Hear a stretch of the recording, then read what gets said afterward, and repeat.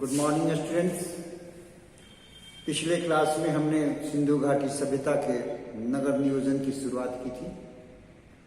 आज इस खंड में हम लोग एक बार फिर से आगे बढ़ते हुए अध्ययन करेंगे सिंधु घाटी सभ्यता के नगर नियोजन के बारे में। आज हम विशेष प्रकाश डालेंगे धोलावीरा पर, कालीबंगा पर और फिर कुछ तस्वीरों के माध्यम से सिंधु घाटी सभ्यता के नगर नियोजन के कुछ पहलुओं को जानेंगे। क्योंकि सिंधु घाटी सभ्यता बहुत बड़ी सभ्यता थी, सभी नगरों का अल्प समय में अध्ययन किया नहीं जा सकता, लेकिन एक ऊपरी तौर पर जो मूल जो चीजें हैं, बेसिक चीजें हैं, उनका हम अध्ययन करेंगे आज इस पाठ में।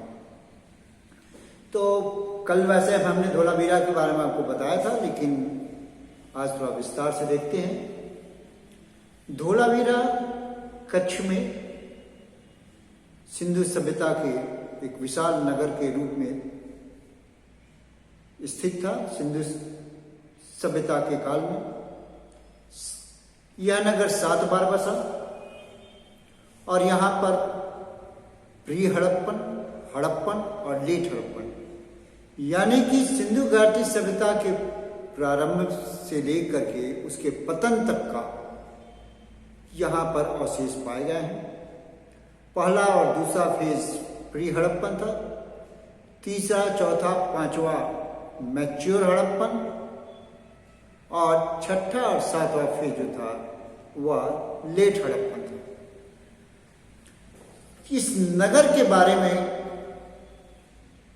थोड़ा सा हम सामान्य नगरों से अलग पाते हैं, क्योंकि जहां सामान्य सिंधु सभ्यता के नगर दुर्ग क्षेत्र और निचला क्षेत्र में बसा हुआ था, यह नगर 3 भागों में बसा था।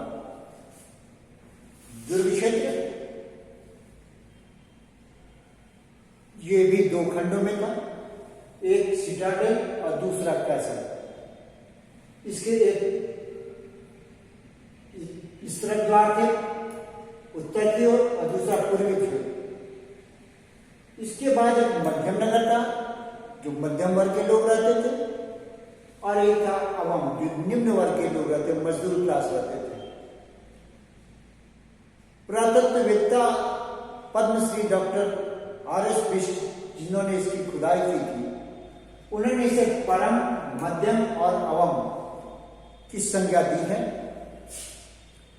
यहां पर एक रास्ता आता था जो यहां पर एक प्लेटफॉर्म था, वहां तक पहुंचता था इस प्लेटफॉर्म तक, और फिर इन अंदर आने का एक रास्ता यहां से आता था जो सीढ़ियों से चढ़ के ऊपर आता था। मध्यम नगर में भी सामान्यतः वही चीजें थी, स्ट्रीट से गलियां थी, मुख्य सड़क थी, भवन थे, और यहां भी वही थी, लेकिन यहां पर निम्न वर्ग के लोग रहते थे। यहां एक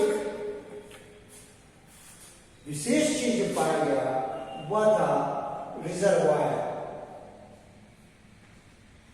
जिसकी हमने चर्चा किया था। यह विशाल रिजर्वायर या जलाशय 70 मीटर लंबा, 24 मीटर चौड़ा और 7.5 मीटर गहरा था। इसके यहां भी सीढ़ियां बनी हुई थी, यहां भी सीढ़ियां बनी हुई थी, और यहां भी एक छोटी सीढ़ियां बनी थी। इस जगह पर अगर हम देखें तो एक कुआं बना हुआ था, पत्थरों को तराश कर नीचे जाने का रास्ता था। संभवतः वो स्टेप वेल का विश्व का सबसे प्राचीन उदाहरण माना गया है। यहां पर दक्षिण में भी, सिटाडेल से बाहर भी कई रिजर्वायर बने हैं।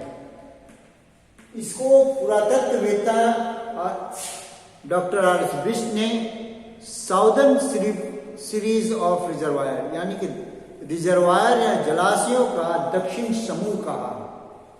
ऐसा माना जाता है कि तमाम जगह पर जल संग्रह का उन्होंने जल इकट्ठा करने का एक प्लान बना रखा था कि बरसात की एक एक बूंद का, दो नदियां जो बहती थी इस क्षेत्र से जो आती थी, पहाड़ी नदियां मनहर और मनसार, उनके पानियों को भी इन्होंने सुरक्षित किया, एक एक बूंद पानी को, क्योंकि उस क्षेत्र में पानी वर्षा होती नहीं है, पानी की कमी है। तो और वहां पर उन लोगों ने नगर बसाया था, तो जल तो चाहिए ही कृषि कार्य के लिए, या कभी वर्षा नहीं हुई उन वर्षों के लिए। एक जल संरक्षण का सुंदर उदाहरण उन लोगों ने प्रस्तुत किया।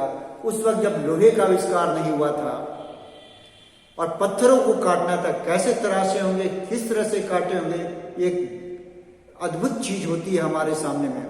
तो ये पत्थरों को तराश के कुछ मैसन वर्क करके इन लोगों ने कंस्ट्रक्शन किया, भवनों का निर्माण किया। धोलावीरा की एक और खासियत थी, ये यहां पर स्टेडियम का निर्माण। यह स्टेडियम यहां से यहां तक 283 मीटर था और इसकी चौड़ाई थोड़ी बहुत वैरी करके 45 मीटर या 47.5 मीटर थी। जिस तरह स्टेडियम इस तरह के होते हैं कि इस तरह के स्टेडियम हो, बैठने वाले,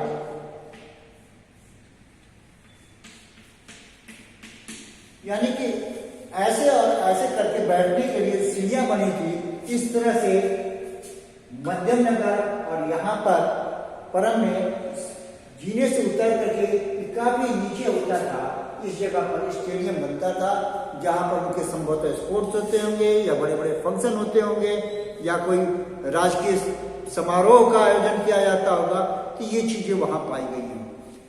दुर्ग के इस क्षेत्र में यहां पर एक साइन बोर्ड पाया गया है, जो सिटाडेल के आगे वह 10 अक्षरों का साइन बोर्ड है, बहुत बड़ा साइन बोर्ड है, उसको सुरक्षित रखा गया है। स्टील टाइप के बने हुए साइन बोर्ड, संभवतः चूंकि हम पढ़ नहीं पाए हैं अभी तक सिंधु घाटी सभ्यता के जो लिपियां हैं, संभवतः या तो साइन बोर्ड रहा, अगर जिस दिन पढ़ देंगे स्पष्ट रूप से हमें पता लग जाएगा वो किस चीज का था। तो एक बार हमने देखा कि चारों ओर दर्शकों को बैठने का प्रबंध था। यहाँ पर निचले क्षेत्र में मजदूरों के छोटे छोटे मकान हुआ करते थे, यहाँ मध्य वर्ग में इंजीनियर, डॉक्टर, प्रोफेसर रहते हैं, यहाँ शासक रहता होगा या पुरोहित रहता होगा, यहाँ सामंत वर्ग से कैसल एरिया में रहते होंगे। तो इस प्रकार सिंधु घाटी सभ्यता के इस विशाल नगर में हम खुदाई हो जाने से, इसके अवशेषों के बाहर आ जाने से, इसके पूरी प्लानिंग के आने से हमारे जो मुख्य नगर थे हड़प्पा और मोहनजोदड़ो पाकिस्तान में चले गए थे। अब हम अपने आप को काफी गौरवान्वित महसूस करते हैं। इस नगर के थोड़ा सा अध्ययन हम इस तस्वीरों के माध्यम से कर सकते हैं। ये देखिए, ये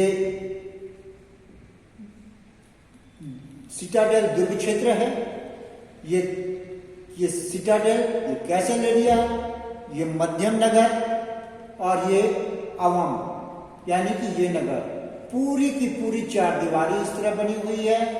चारों ओर से ये नदी के प्रवाह से मेरा थोड़ा रास्ता टूट चुका है, लेकिन ये एक विशाल नगर धोलावीरा के बारे में जानते हैं। थोड़ा सा हम लोथल के बारे में देखते हैं। लोथल का ये नगर है, ये नदी के मार्ग से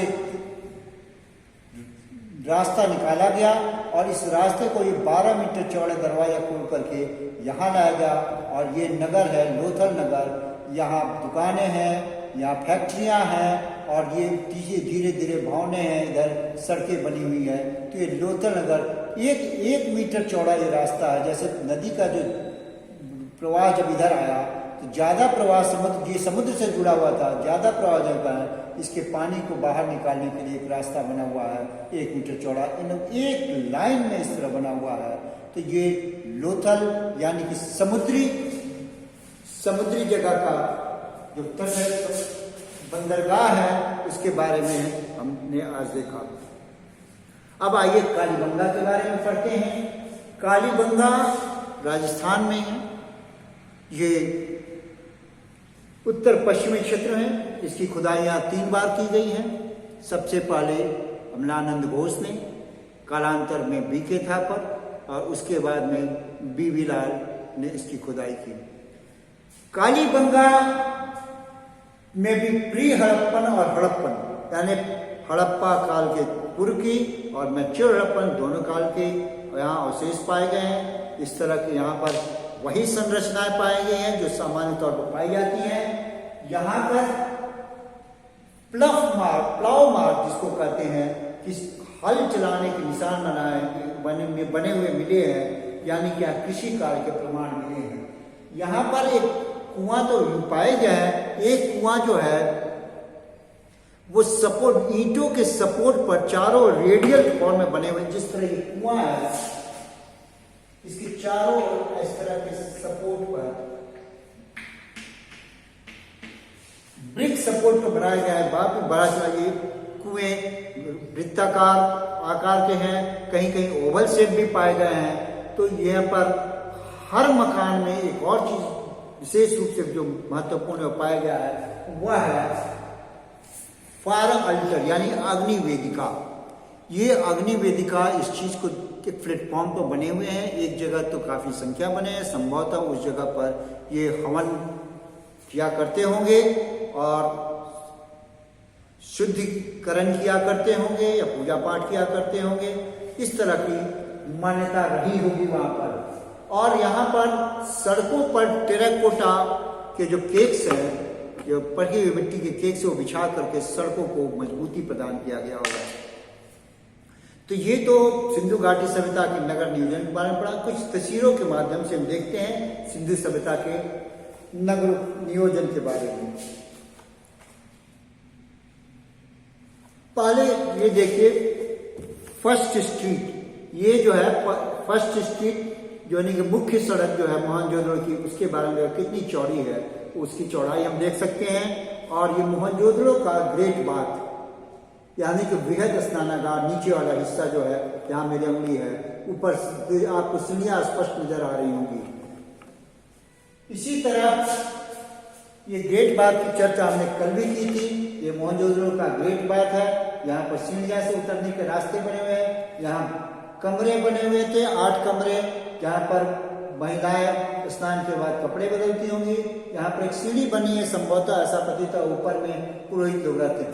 ये है धोलावीरा का पत्थरों को काट करके तराश करके पानी को इकट्ठा करने के लिए बनाया हुआ लेन बनाया हुआ है। और ये उस काल के जल संरक्षण के बहुत ही महत्वपूर्ण चीज को दर्शाती है। कुछ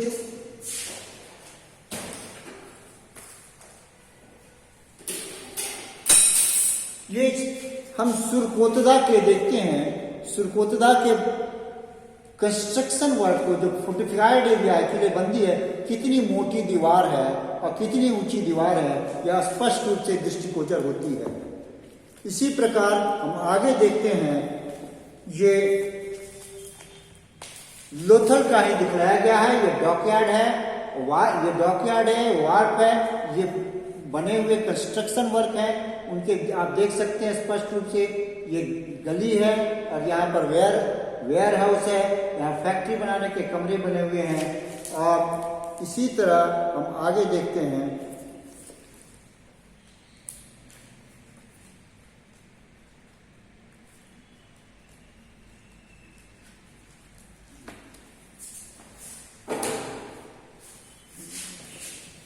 एक झलक हम देखिए कालीबंगा में स्थित सड़कों के बारे में। सड़कों की चौड़ाई देखिए, एक व्यक्ति जा रहा है, उसके हाइट से हम अनुमान लगा सकते हैं कि सिंधु घाटी सभ्यता के नगर की जो मुख्य सड़क थी कितनी चौड़ी हुआ करती थी। 33 फीट चौड़ी सड़क थी। तो आज हमने नगर नियोजन कंप्लीट किया। अब अगले क्लास में हम सिंधु घाटी सभ्यता काल के सामाजिक स्थिति के बारे में अध्ययन करेंगे। धन्यवाद।